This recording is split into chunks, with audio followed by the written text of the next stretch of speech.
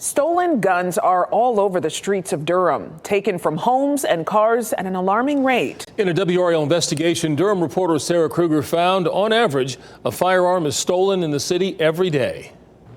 Law enforcement officials here often talk about stolen guns and how that contributes to violent crime. So back in June, I filed a public records request for all reports of guns stolen in the city for the first half of the year. What I found is there are hundreds. Pistols, AR-15s, AK-47s, you name it, it has been stolen this year in Durham. Honestly, I left my gun in a car that night. Candace Blake is one of the victims. She says it was the one time she left her gun in her car and forgot to lock it. Time I thought about it, the next morning I went out to my car and noticed that it was gone. I went through every report for a stolen firearm in the city from January through June. I found there were 211 guns taken.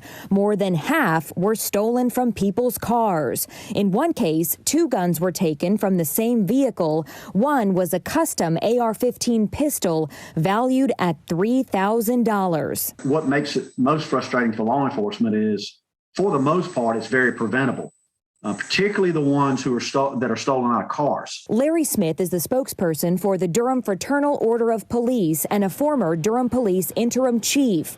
He says in his time with the department, officers would often find that a gun used in a serious crime was stolen. He says the city would be safer if people properly stored their weapons. I think so, because what happens is now you've got a firearm into the hands of someone who's already committed a crime. Of the 211 guns stolen, only 31 are listed as recovered.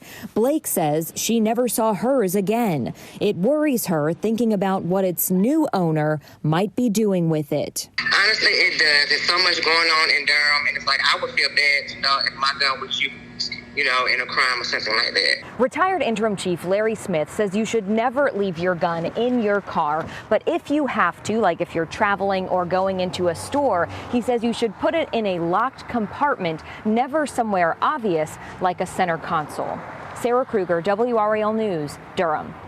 And you can learn more about gun violence in Durham by watching our recent documentary, Durham Under Fire. You can find it right now on WRAL.com or on the WRAL documentary YouTube page. Also check out the companion podcast with interviews you won't hear in the documentary.